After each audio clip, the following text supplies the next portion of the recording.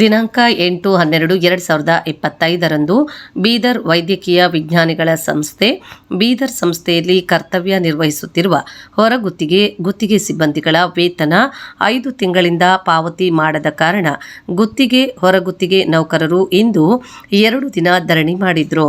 ಸರ್ಕಾರಿ ಹೊರಗುತ್ತಿಗೆ ನೌಕರರ ಅಧ್ಯಕ್ಷರು ಅವರ ನೇತೃತ್ವದಲ್ಲಿ ಗ್ರೂಪ್ ಡಿ ಮತ್ತು ಸಿ ಹೊರಗುತ್ತಿಗೆ ಸಿಬ್ಬಂದಿಗಳ ವೇತನವನ್ನು ನೀಡಿಲ್ಲವೆಂದು ಕಾಯ್ದೆ 1936ರ ಅನ್ವಯ ಕಾರ್ಮಿಕರ ಸಂಖ್ಯೆ 1ರಿಂದ 10ರವರೆಗೆ ಪ್ರತಿ ತಿಂಗಳ 7ನೇ ದಿನದ ಒಳಗೆ ಹಣವನ್ನು ಜಮಾ ಮಾಡಿರಬೇಕಾಗಿರುತ್ತದೆ ಹಾಗೂ 1000 ಮೇಲ್ಪಟ್ಟ ಕಾರ್ಮಿಕರು ಇದ್ದರೆ ಪ್ರತಿ ತಿಂಗಳು 10ನೇ ತಾರೀಕಿನ ಒಳಗಡೆ ವೇತನವನ್ನು ನೀಡಬೇಕಾಗಿರುತ್ತದೆ.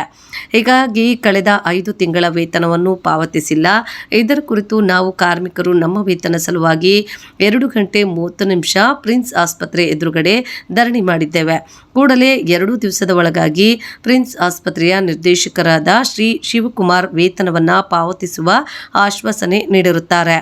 ಒಂದು ವೇಳೆ 2 ದಿನದ ಒಳಗಾಗಿ ನೀಡದಿದ್ದರೆ 2 ದಿನದ ಒಳಗಾಗಿ ನಾವು ನಿಮ್ಮ ಜೊತೆಗೆ ಧರಣಿ ಸತ್ಯಾಗ್ರಹ ಮಾಡುತ್ತೇನೆಂದು ನಾನು ನಿಮ್ಮ ಜೊತೆ ಇರುತ್ತೇನೆಂದು ಪ್ರಿನ್ಸ್ ಆಸ್ಪತ್ರೆಯ ನಿರ್ದೇಶಕರು ಹೇಳಿರುತ್ತಾರೆ. ಸರ್ಕಾರಿ ಹೊರಗುತ್ತಿಗೆ ನೌಕರರ ಸಂಘ ಜಿಲ್ಲಾಧ್ಯಕ್ಷರು ಮಜಾಹಿದ್ ಪಾಷಾ, ಬೀದರ್ ತಾಲೂಕು ಅಧ್ಯಕ್ಷರು ಶ್ರೀ ಅಂಬರೀಶ್ ಹಾಗೂ ಅನೇಕ ಹೊರಗುತ್ತಿಗೆ ಸಿ ವೃಂದದವರು ಮತ್ತು ಅನೇಕ ಡಿ ಗ್ರೂಪ್ ಮತ್ತು ಸಿಬ್ಬಂದಿಗಳು ಪಾಲ್ಗೊಂಡಿದ್ದರು. ಬೀದರ್ ಜಿಲ್ಲೆಯಿಂದ ವರದಿ ಪ್ರಭು ಸೋನಿ ಜೊತೆಗೆ ಅನಿಲ್ ಕುಮಾರ್.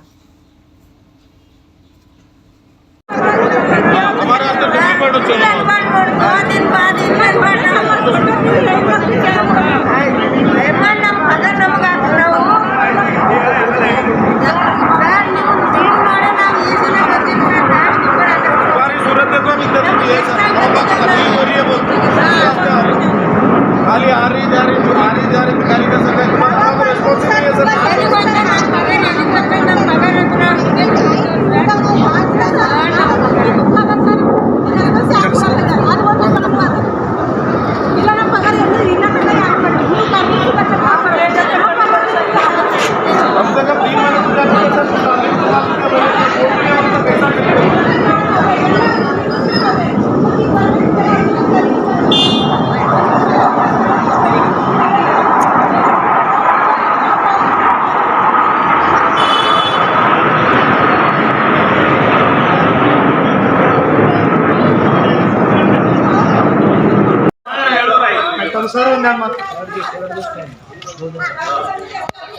ಸರ್ ಮೊದ್ಲಿನ ಬಿ ನಂಬಿಕೆ ಇದೆ, ಇವಾಗ ಬಿ ನಂಬಿಕೆ ಇದೆ. ನಿಮ್ಮ ಮುಖ ನೋಡಿ ನಾವು ಇನ್ನ ಆಯ್ತು 2 ದಿವಸ ನಾವು ವೇಟ್ ಮಾಡ್ತೀವಿ. ಆಯ್ತು ಸರ್, ದಯವಿಟ್ಟು ಹೆಂಗ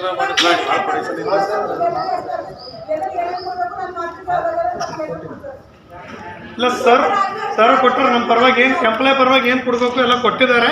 ಅದಕ್ಕೆ ಅವ್ರು 2 ಡೇಸ್ ಟೈಮ್ ಕೇಳ್ಯಾರ. ಆ 2 ಡೇಸ್ ಒಳಗೆ ಸ್ಯಾಲ್ರಿ ಮಾಡಿಸ್ತೀನಿ ಅಂತಂದ್ರೆ ನಮಗೆ ವಿಶ್ವಾಸ ಇದೆ ಸ್ಯಾಲ್ರಿ ಮಾಡಿಸ್ತಾರೆ ಅಂತೇಳಿ.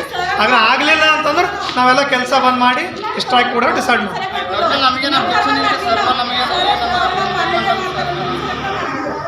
ಸರ್ ಹೇಳತ್ತಾರ ಒಂದು 2 ದಿವಸ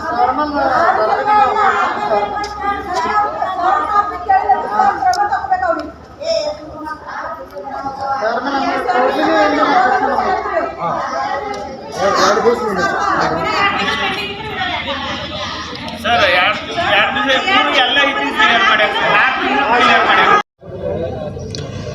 ನನ್ನ ಹೆಸರು ಮುಜಾಹಿದ್ ಪಾಷಾ, ಸರ್ಕಾರಿ ಹೊರಗುತ್ತಿಗೆ ನೌಕರರ ಸಂಘದ ಜಿಲ್ಲಾಧ್ಯಕ್ಷರು. ಇವತ್ತಿನ ನಾವೆಲ್ಲ ಎಂಪ್ಲಾಯ್ ಸೇರಿ ನಾವು ಮಾನ್ಯ ನಿರ್ದೇಶಕರಿಗೆ ಮೆಮೊಡಮ್ ಕೊಡ್ಲಿಕ್ಕೆ ಬಂದಿದ್ದೇವೆ. ಆ ಮೆಮೊಡಮನ್ನು ತಗೊಂಡು ಸರ್ 2 ದಿನ ಟೈಮ್ ಕೇಳಿದ್ದಾರೆ. ಕಾರ್ಮಿಕ ಅಧಿಕಾರಿ ಬಂದಿರು, ಕಾರ್ಮಿಕ ನಿರೀಕ್ಷಕರು ಬಂದಿದ್ದರು. ಅವರೆಲ್ಲ ಅಧಿಕಾರಿಗಳು ಕೇಳಿ 2 ಡೇಸ್ ಟೈಮ್ ಕೇಳಿದ್ದಾರೆ.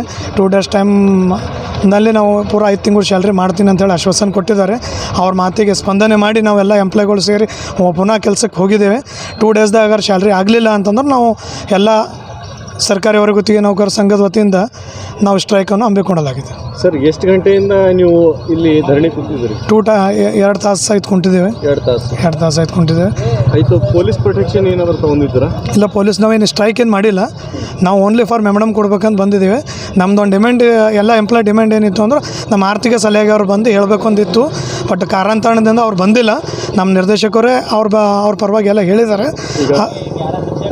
ರಿಮ್ಸ್ ಆಸ್ಪತ್ರೆಯ ನಿರ್ದೇಶಕರಾದ ಶ್ರೀ ಶಿವಕುಮಾರ್ ಶೆಟ್ಟರ್ ಅವರು ಏನು ಹೇಳಿದರು ಸ್ಪಷ್ಟವಾಗಿ 2 ಡೇಸ್ದಾಗ ನಾನು ಎಲ್ಲ ಪ್ರಾಬ್ಲಮನ್ನು ಸಾಲ್ವ್ ಮಾಡ್ತೀನಿ, ನಿಮ್ಮದೆಲ್ಲ ಸ್ಯಾಲ್ರಿ ಪೂರ ಮಾಡ್ತೀನಿ ಅಂತೇಳಿ ಒಂದು ಸ್ಟೇಟ್ಮೆಂಟ್ ಕೊಟ್ಟಿದ್ದಾರೆ. ಮತ್ತು ನಮಗೆಲ್ಲ ಹೇಳಿದ ಕಡೆಯಿಂದ ನಾವೆಲ್ಲ ಪುನಃ ಕೆಲಸಕ್ಕೆ ಸೇರಿದ್ದೇವೆ. 2 ಡೇಸ್ದಾಗ ಆಗಲಿಲ್ಲ ಅಂತಂದ್ರೆ ನಾವೆಲ್ಲ ಕೆಲಸ ಸ್ಥಗಿತ ಮಾಡಿ ನಾವು ಸ್ಟ್ರೈಕ್ ಕೊಡ್ತೀವಿ ಅಂತೇಳಿ. ಇದಕ್ಕೆ ಎಲ್ಲ ಸಿಬ್ಬಂದಿಗಳು ಎಲ್ಲ ಡಿ ಗ್ರೂಪ್ ಎಲ್ಲರೂ ಮನ್ನಣೆ ಇದೆಯಾ? ಹಾಂ, ಎಲ್ಲರಿಗೆಲ್ಲ ಮನವೊಲಿಸಿದ್ದೇವೆ. ಎಲ್ಲ ನಮ್ಮ ಸಂಘದ ಕಡೆಯಿಂದ ಎಲ್ಲ ಮನವೊಲಿಸಿ ಎಲ್ಲ ಕೆಲಸಕ್ಕೆ ವಾಪಸ್ ಕಳಿಸಿದ್ದೇವೆ. ಅವ್ರ ಮಾತಿಗೆ ಸ್ಪಂದನೆ ಮಾಡಿ ನಿರ್ದೇಶಕರ ಮಾತಿಗೆ 2 ಡೇಸ್ದಾಗ ಆಗಲಿಲ್ಲ ಅಂತಂದ್ರೆ ನಾವೆಲ್ಲ ಸೇರಿ ಸ್ಟ್ರೈಕ್ ಮಾಡ್ತೇವೆ. ನಿಂತ ಡಿಸ್ಟ್ರಿಕ್ಟ್ ರಿಪೋರ್ಟರು ಸರ್, ಕೆಳಗಡೆ ಏನಾದ ಕಾರ್ಮಿಕರು ಸ್ಟ್ರೈಕ್ ಮಾಡ್ತಾ ಇದ್ದಾರೆ, ಏನು ಸಮಸ್ಯೆಯಿಂದ ಸ್ಟ್ರೈಕ್ ಮಾಡ್ತಾ ಇದ್ದಾರೆ? ಇಲ್ಲ, ಸುಮಾರು ಅವ್ರದ್ದು ಒಂದು 3 ತಿಂಗಳಿಂದ 4 ತಿಂಗಳಿಂದ 3ರಿಂದ 4 ತಿಂಗಳವರೆಗೆ ಸ್ಯಾಲ್ರಿ ಆಗಿಲ್ಲ.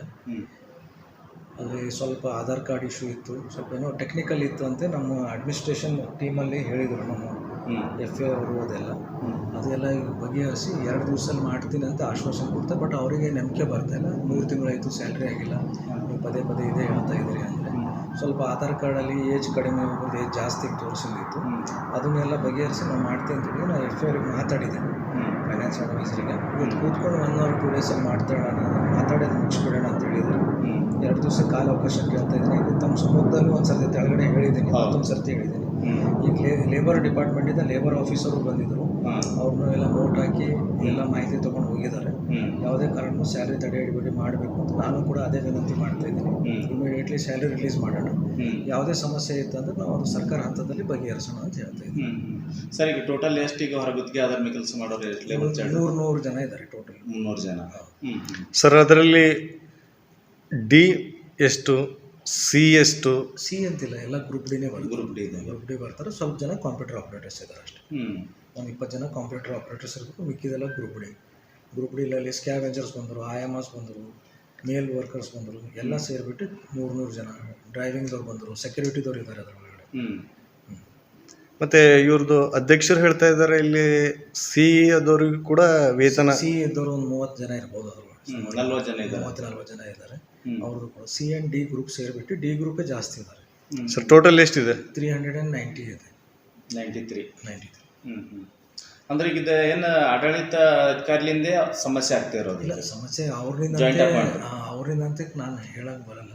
ಬಟ್ ಸ್ವಲ್ಪ ಟೆಕ್ನಿಕಲ್ ಅವರೊಂದು ಮಾಹಿತಿ ಕೇಳಿದ್ದಾರೆ ಫಾರ್ಮೆಟಲ್ಲಿ, ಇದು ಪ್ರಕಾರ ಆಗಬೇಕು. ಏನಂತ ಮಾಹಿತಿ ಕೇಳಿದ್ದಾರೆ ಸರ್? ಅದು ಏಜ್ ರಿಲೇಟೆಡ್, PF, ಇವ್ರ ಪೋಸ್ಟ್ ಸ್ಯಾಂಕ್ಷನ್ ಇದೆ ಇಲ್ಲ, ಇವ್ರಿಗೆ ಫೈನಾನ್ಷಿಯಲ್ ಅಪ್ರೂವಲ್ ಇದೆ ಇಲ್ಲ, ಈ ಟೈಪ್ ಕೇಳಿದ್ದಾರೆ. ಅಷ್ಟು ಜನದೆಲ್ಲ ನಿಮ್ಮಲ್ಲಿ ಅಪ್ರೂವಲ್ ಎಲ್ಲ ಮಾಹಿತಿಗಳೆಲ್ಲ ಲಭ್ಯ ಮಾಡಿ ತೋರಿಸಿದ್ದೀವಿ. ನಾನೇನಂತ ಇದ್ದೀನಿ, ಯಾವುದು ಅಪ್ರೂವಲ್ಸ್ ಇಲ್ಲ ಅದು ಸರ್ಕಾರ ಹಂತದಲ್ಲಿ ಹೋಗಿ ಡಿಸೈಡ್ ಮಾಡೋಣ. ಸ್ವಲ್ಪ ಜನ 10 ವರ್ಷದಿಂದ ಮಾಡ್ತಾ ಇದ್ದಾರೆ, ಆ ಟೈಮಲ್ಲಿ ಫೈನಾನ್ಸ್ ಅಪ್ರೂವಲ್ ಆಗಿಲ್ಲ. GC ಅಂತ ಇರುತ್ತೆ, ಅದು ಗವರ್ನಿಂಗ್ ಕೌನ್ಸಿಲ್, ಅದು ಆಗಿಲ್ಲ. ಕಾರಣಾಂತರದಿಂದ ಮುಂಚೆ ಇದ್ದವ್ರು ಕರೆಕ್ಟಾಗಿ ಅದು ಮಾಡಿದ್ದಾರೆ. ಬಟ್ ಇವರೆಲ್ಲ ಅದು ಪ್ರಕಾರ ಇದ್ರೆ ನಾವು ಮಾಡೋಣ, ಇಲ್ಲಾಂದ್ರೆ ಸರ್ಕಾರದ ಎದುರುಗಡೆ ನಮ್ಗೆ ಇದು ಆಗ್ತದೆ ಅಂತ ಇವ್ರು ಹೇಳ್ತಾ ಇದ್ದಾರೆ. ಅವ್ರಿಗೂ ಮನವಿ ಮಾಡಿದ್ದೀನಿ, ಫಸ್ಟ್ ನಾವು ಸ್ಯಾಲ್ರಿ ಕ್ಲಿಯರ್ ಮಾಡೋಣ, ಆಮೇಲೆ ನೋಡಿ ಡಿಸೈಡ್ ಮಾಡೋಣ ಅಂತ ಹೇಳ್ತಾ ಇದ್ದೀನಿ. ಈಗ ಮತ್ತೊಂದು ಸತಿ ಅವ್ರಿಗೆ ರಿಕ್ವೆಸ್ಟ್ ಮಾಡಿ 2 ಡೇಸ್ ಟೈಮ್ ತೊಗೋತೀವಿ. 2 ದಿವಸದಿಂದ ಕ್ಲಿಯರ್ ಮಾಡಿಸ್ಕೊತೀರ? Okay sir. ಪ್ರಭು ಜೊತೆ Anil Kumar, cameraman. Reporter. Government ಜಿಲ್ಲಾ ಆಸ್ಪತ್ರೆಯಲ್ಲಿ ಅವ್ಯವಹಾರ ಆಗುತ್ತಿರುವಂಥ ಇಲ್ಲಿಂದ ಕೆಲಸ ಮಾಡ್ತಿರುವ ಸಿಬ್ಬಂದಿಗಳಿಗೆ ಸರಿಯಾಗಿ ಪಗಾರ ಕೊಡಲ್ದೆ, ಪೇಮೆಂಟ್ ಕೊಡಲ್ದೆ ಕೆಲಸವನ್ನು ಡಬಲ್ ಕೆಲಸ ಮಾಡ್ಕೋತಿರುವ ಅದರ ಸಲುವಾಗಿ ಇಲ್ಲಿನ ಕಾರ್ಮಿಕರಿಗೆ ಸತ್ಯಾಗ್ರಹವನ್ನು ಕುಂತಿದ್ದಾರೆ. ಅದರ ಸಲುವಾಗಿ ಇದರಿಂದ ತಾಲೂಕು ಅಧ್ಯಕ್ಷರಾದ ನಿಮ್ಮ ಹೆಸರು ಅಂಬರೀಷ್ ಅವರು 2 ಮಾತಾಡಿ ಕಾರ್ಮಿಕ ಬಗ್ಗೆ ಏನು ಹೇಳ್ತಾರೆ ಎಂಬುದಕ್ಕೆ ಕೇಳ್ಕೊಂಬರು. ಇಲ್ಲಿ ಎಷ್ಟು ವರ್ಷ ಹಿಡಿದು ಕೆಲಸ ಮಾಡ್ತಾಯಿದ್ದೀರಿ? ನಾನು 4 ವರ್ಷ ಹಿಡಿದು ಕೆಲಸ. 4 ವರ್ಷ. ಎಷ್ಟು ಸಂಬಳ ಬರ್ತಾಯಿದೆ ನಿಮ್ಗೆ? ಸಂಬಳ ಚಳ್ಳರು ಕನಿಷ್ಠ ವೇತನ ಅದ್ರ ಪ್ರಕಾರ ಇದು ಮಾಡ್ತಾಯಿದ್ದಾರೆ. ಎಷ್ಟು ಕೊಡ್ತಾ ಇದ್ದಾರೆ ಅಲ್ಲಿ? ನನಗೆ 16,000. PF ESI ಎಲ್ಲ ಕಟ್ಟಾಗ 16,000 ಬರುತ್ತೆ. ಎಷ್ಟು ಗಂಟೆ ಡ್ಯೂಟಿ ಇದೆ ನಿಮ್ಗೆ? 8 ಅವರ್ಸ್. 8 ಅವರ್ಸ್ದಾಗ ನಿಮ್ಗೆ ಏನೇನು ಕೆಲಸಕ್ಕೆ ತಪ್ತಾರೆ ಇಲ್ಲಿ? ನಾವು ಕ್ಲರಿಕಲ್ ಪೋಸ್ಟ್ ಇದೆ ಸರ್. Clerical post. ಅಚ್ಚಾ, ಈಗ ನಿಮಗೆ ಈಗ ಸಂಬಳ ಬರಲ್ದೆ ಎಷ್ಟು ತಿಂಗಳಾಯಿತು? 5ನೇ ತಿಂಗಳು ರನ್ನಿಂಗ್ ಸರ್. 4 ತಿಂಗಳು ಕಂಪ್ಲೀಟ್ ಆಗಿ 5ನೇ ತಿಂಗಳು ರನ್ನಿಂಗ್. ಏನಂತ ಇದ್ದಾರೆ ಇಲ್ಲಿಂದು ನಿರ್ದೇಶಕರು? ಅವರ ಆಫೀಸರ್ಗಳು ಜಗಳ ಸರ್. ಅದು FA ಮತ್ತು ಡೈರೆಕ್ಟರ್ ಅವ್ರ ಜಗಳ. ಯಾಕೆ? ಪ್ರಾಬ್ಲಮ್ ಆಫೀಸರ್ದ ಮ್ಯಾಟ್ರ್ ಸರ್. ನಾವು ಕೆಲಸ ಮಾಡಿದ್ದೆವು, ನಮ್ಮ ಸಂಬಳ ಕೊಟ್ರೆ ನಾವು ಕೇಳ್ತಾ ಇದ್ದೀವಿ ಅಷ್ಟೇ. ಈಗ ಅವ್ರದವ್ರ ಆಫೀಸರ್ ಏನಾಕೆ ಮಾಡ್ಕೊಂಡ್ರೆ ಈಗ FAದವ್ರು ಏನಂತಾರೆ? ನಿಮ್ಗೆ ಏನಾರ ಭೇಟಿಯಾಗಿ ಭೇಟಿ ಆಗಿಲ್ಲ ಸರ್. ಡೈರೆಕ್ಟರ್ ಏನಂತಾರೆ? ಡೈರೆಕ್ಟರ್ ಅವ್ರು ನನ್ನ ಕಡೆಯಿಂದ ಎಲ್ಲ ಕ್ಲಿಯರ್ ಅದ, ನಾನು ಎಲ್ಲ ಸೈನ್ ಮಾಡಿಕೊಟ್ಟಿನಿ, FIR ಕಡೆದ ಅಂತ ಹೇಳ್ತಾರೆ. ಅವ್ರಿಗೆ ನಿಮ್ಗೆ ಏನು ಸಂಬಂಧ? ಡೈರೆಕ್ಟರ್ ಪೇಮೆಂಟ್ ಕೊಡ್ಬೇಕು ತಾನೆ. ಈ ಫೈನಾನ್ಷಿಯಲ್ ಅಡ್ವೈಸರ್ ಅವರೇ ಅದಾರೆ ಸರ್. ಯಾರು ಎಫ್ ಎಫ್ ಅವ್ರು ಎಫ್ ಇಲ್ಲೂ ಅವ್ರ ಕೆಲಸ ಏನದ ಇಲ್ಲಿ ಎಫ್ ಅವ್ರದ್ದು ಆಫೀಷಿಯಲಿ ಅವ್ರ ಪೋಸ್ಟ್ ಅದ ಸರ್. ಕರೆಕ್ಟ್ ಅದ. ಆಫೀಸಲ್ಲಿ ಇವ್ರು ಏನದ ಇವ್ರು ಕ್ಲಿಯರ್ ಮಾಡಿ ಡೈರೆಕ್ಟ್ರಿಗೆ ಇವ್ರು ರಿಪೋರ್ಟ್ ಕೊಡಬೇಕು. ಹಾಂ ಎಫ್ ಯುದವ್ರು ಇಲ್ಲಿವರೆಗೂ ಯಾವ್ದು ಕ್ಲಿಯರ್ ಮಾಡಿಲ್ಲ. ಕ್ಲಿಯರ್ ಮಾಡೋದಕ್ಕಿಂತ ನಿಮ್ಮ ಸಂಬಳ ರೊಕ್ಕ ಅದ ಈಗ. ರೊಕ್ಕ ಸರ್. ಈಗ ಅವ್ರು ನಿಮ್ಮ ಈಗ ಸರಿಯಾದಷ್ಟು ಏನಾರ ಅಂತ ಹೇಳಿದಾರೆ ಈಗ ಎಫ್ ಯುದವ್ರು ಬಂದು. ಈಗ ನಮ್ಮ ಡಿಮ್ಯಾಂಡ್ ಎಫ್ ಐ ಆರ್ ಬಂದು ಇಲ್ಲಿ ನಮಗೆ ಹೇಳಿದ್ರೆ ನಾವು ಹೇಳ್ಬೇಕಂತ ನಮ್ಮ ಡಿಮ್ಯಾಂಡ್ ಇದೆ ಸರ್. ಹಾಂ ಅಲ್ಲಿವರೆಗೂ ಹೇಳೋದಿಲ್ಲ. ಹಾಂ ಏನಂದು ಈಗ ಆಲ್ರೆಡಿ ಆಶ್ವಾಸನೆ ಕೊಟ್ಟಿದ್ದಾರೆ ಈಗ ಎಫ್ ಅವ್ರು ಇನ್ನೂ ಬಂದೇ ಇಲ್ಲ ಸರ್ ಆಶ್ವಾಸನೆ ಇಲ್ಲಿಗೆ ಬಂದಿಲ್ಲ. ಹಾಂ ಮತ್ತು ಮೊನ್ನೆ ಈಶ್ವರ್ ಸಾಬ್ರಿಗೆ ಏನೋ ಲೆಟರ್ ಕೊಟ್ಟಿರಿ ಏನೋ ನಮ್ಮ ಸಂಬಳ ಅವ್ರು ಆಶ್ವಾಸನೆ ಕೊಟ್ಟಿದ್ರು ಸರ್. 8 ದಿವಸ ಎಲ್ಲ ಕ್ಲಿಯರ್ ಮಾಡ್ತೀವಿ ಆಶ್ವಾಸನೆ ಕೊಟ್ಟಿದ್ರು. ಅದ್ರ ಪ್ರಕಾರ ಸ್ಯಾಲ್ರಿ ಆಗಿಲ್ಲ. ಅದ್ರ ಸಲುವಾಗಿ ಇವತ್ತು ಇದು ಮಾಡ್ತಿದ್ವಿ. ಇಲ್ಲಿವರೆಗೂ ಯಾವುದೂ ಸ್ಯಾಲ್ರಿ ಆಗಿಲ್ಲ. Okay thank you madam. ನಿಮ್ಮ ಹೆಸರು? ಪವಿತ್ರ. ಎಷ್ಟು ವರ್ಷ ಹಿಡಿದು ಕೆಲಸ ಮಾಡ್ತೀರಿ ಇಲ್ಲಿ? ನಾವು 8 ವರ್ಷ ಆಯ್ತು ಮಾಡೋದು. 8 ವರ್ಷ ಆಯ್ತು. ಏನು ಕೆಲಸ ಮಾಡ್ತೀರಿ ನೀವು? ನಾವೆಲ್ಲ ಕೆಲಸ ಮಾಡ್ತೇವೆ ಸರ್. ಹೊರಗ ಒಳಗ ಹುಡುಗ ಸೀಟ್ ಅದು ಹಿಡ್ಕೊಂಡು ಪ್ರತಿಯೊಂದು ಬಾಡಿ ಹಾಕೋ ತನಕ ಹಾಸ್ಪಿಕಿಂಗ್ ಅಂದ್ರೆ ಎಲ್ಲನೇ ಬಂತು. ಹಾಸ್ಪಿಟಲ್ ಏನು ಹೇಳಿದ್ರು ಮಾಡ್ತೇವೆ. ಈಗ ಮತ್ತೆ 8 ವರ್ಷ ಹಿಡಿದು ನಿಮ್ಗೆ ಸಂಬಳ ಎಷ್ಟು ಬರ್ತಾ ಇದೆ ಸರ್? ನಮಗೆ 13,000 ಅದ. ಆರ್ಡರ್ ಕಾಪಿ ಇಲ್ಲ ನಮಗೆ. 8 ವರ್ಷ ಆಯ್ತು ಆರ್ಡರ್ ಕಾಪಿ ಇಲ್ಲ. ಹಾಂ ಆರ್ಡರ್ ಕಾಪಿ ಇಲ್ಲದೆ ನೀವು ಸಂಬಳ ಹೆಂಗೆ ಕೊಡ್ತಾ ಇದ್ದಾರೆ? ನಮಗೆ ಅಕೌಂಟಿಗೆ ಹಾಕ್ಲತ್ತಾರ ಸರ್. ಖರೆ ನಾವು ಕೇಳ್ದಾಗ ಒಂದ್ಸಲ ಮಾಡ್ತೇವೆ ಅಂದ್ಮೇಲೆ ಹೇಳತ್ತಾರ. ಈಗ 8 ವರ್ಷ ಆಯ್ತು ನಾವು ಭಾಳಷ್ಟು ಕೋಶಿಶ್ ಮಾಡತ್ತೇವೆ. ಖರೆ ನಮಗೆ ಯಾರು ಹೆಲ್ಪ್ ಮಾಡ್ತೇವೆ. ಪಿ ಎಫ್ ಅದು ಏನು ಕೊಟ್ಟಿದ್ದಾರೆ? ಏನೂ ಇಲ್ಲ ಸರ್. ಹಾಂ ಅಂದ್ರೆ ಖಾಲಿ 13,000 13,000 ಅಷ್ಟೇ ಬರ್ತದೆ. ಯಾರ ಅಕೌಂಟ್ಲಿಂದ ಕೊಟ್ಟು ಬರ್ತಾ ಇದೆ ಅದು? ಕೆನರಾ ಬ್ಯಾಂಕಿಗೆ ಬರ್ತದೆ ಸರ್ ನಮ್ಮ ಅಕೌಂಟ್. ಹಂಗಲ್ಲಮ್ಮ, ಈಗ ಇಲ್ಲಿ ಡೈರೆಕ್ಟರ್ ಅಕೌಂಟ್ ಕೊಡ್ತಾ ಇದ್ದಾರಾ ಏನು ಬೇರೆ ಕಡೆಯಿಂದ ಚೆಕ್ ಮಾಡಿ ಕೊಡ್ತಾ ಇದ್ದಾರೆ ಏನು ಡೈರೆಕ್ಟ್ ನಿಮ್ಮ ಅಕೌಂಟ್ ಜಮಾ ಮಾಡ್ತಾ ಇದ್ದಾರೆ? Daily wages. ಹಾಂ ಅಂದ್ರೆ ಹೊರಗೆ ಗೊತ್ತಿದೆ ಆಧಾರ್ ಮೇಲೆ. ಅಂದ್ರೆ ನೀವು ಒಳ ಗುತ್ತಿಗೆ ಇದ್ರಿ ಏನು ಹೊರಗೆ ಗುತ್ತಿದ್ರಿ? ನಮಗೆ ಡೈಲಿ ವೇಜಸ್ ಅಂತ Daily wages ಅಂತ ತಗೊಂಡ್ರೆ ಕೆಲಸ ಅಂತೂ ಎಲ್ಲ ಕಡೆ ಸೇಮ್ ಹಚ್ತಾರೆ. ಎಲ್ಲ ವಾಡಿ ಡ್ಯೂಟಿ ಕೊಡ್ತಾರೆ. ಎಲ್ಲ ವಾಡಿಗೆ. ಅಂದ್ರೆ ನಿಮ್ಗೆ ಅವಾಗ ಅಪಾಯಿಂಟ್ಮೆಂಟ್ ತಗೋಬರಿ ಏನಾರ ಹೇಳಿದಾರೆ ಇಂತಿಷ್ಟು ನಾವು ಸ್ಯಾಲ್ರಿ ಮಾಡ್ತೇವೆ ಇಷ್ಟಿಷ್ಟು ಕಡಿಮೆ ಏನೂ ಹೇಳಿಲ್ಲ ಸರ್. ಇನ್ನೊಂದು ಸ್ವಲ್ಪ ದಿನ ಮಾಡ್ರಿ ನಿಮಗೂ ಒಳಗೆ ಕೊಟ್ಟು ಆರ್ಡರ್ ಕಾಪಿ ಕೊಡ್ತೇವೆ ನಿಮಗೆ ಎಲ್ಲರೂ ಸರಿ ಮಾಡ್ತೇವೆ ಅಂತ ಹೇಳ್ಯಾರ. ಹೇಳಿ ಮತ್ತೆ ಈಗ 5-6 ವರ್ಷ ಆಯ್ತು. 8 ವರ್ಷ ಆಯ್ತು ನಾವು ಟೋಟಲ್ ಬಂದು. ಟೋಟಲ್ ಎಷ್ಟು ಜನ ಇದ್ದೀರಿ ನೀವು ಕೆಲಸ ಮಾಡೋರು? ಟೋಟಲ್ ಈಗ 40 ಹಂಗೆ ಮಂದಿ ಹರ. 43 ಮಂದಿನ ಆರ್ಡರ್ ಕಾಪಿ ಇಲ್ದವ್ರು. ಆರ್ಡರ್ ಕಾಪಿ ಇಲ್ದವ್ರು 43 ಜನ ಇದ್ದೀರಿ. 4 ಹಾಂ ಇನ್ನು ಬಾಕಿಯವರಿಗೆಲ್ಲ ಆರ್ಡರ್ ಕಾಪಿ ಕೊಟ್ಟಿದ್ದಾರೆ ಅವ್ರಿಗೆ. ಬಾಕಿ ಎಲ್ಲರಿಗೂ ಆರ್ಡರ್ ಕಾಪಿ ಇದ್ದಾರೆ. ನಮ್ಗೆ ಇಷ್ಟು 43 ಅವ್ರಿಗೆ ಎಷ್ಟು ಸ್ಯಾಲ್ರಿ? ಅವರಿಗೆ ಜಾಸ್ತಿ ಇದ್ದಾರೆ. PF IS ಎಲ್ಲ ಕಟ್ಟಾಗಿ 15,000 ಬರ್ತದೆ. Okay thank you. ಇದರ ಸಮಸ್ಯೆ ಏನೋ ಜನಗಳಿಗೆ ಪೇಮೆಂಟ್ ಬರುವವರಿಲ್ಲ. ಹಾಸ್ಪಿಟಲ್ ನಿರ್ದೇಶಕರು ಮತ್ತು ಎಫ್ ಯು ಅವ್ರಲಿಂದ ಸಮಸ್ಯೆ ಆಗಿರುವಂತಿತ್ತ ಇಲ್ಲಿನ ರೈತ ಇವರಿಗೆ ಏನದ ಕೆಲಸ ಪ್ರಾಬ್ಲಮ್ ಆಗ್ತಾ ಇರೋದ್ರಿಂದ ಕಾರ್ಯಕ್ರಮಕ್ಕೆ ಇವರು ಸಂಬಳ ಏನೋ ಬೇಗನೆ ಬಿಡಬೇಕೆಂದು ಸರ್ಕಾರ ವತಿಯಿಂದ ಇವರಿಗೆ ರೈತರು ಏನದ ಹೇಳ್ತಾ ಇದ್ದಾರೆ ಇವರಿಗೆ ಕಾರ್ಮಿಕರು.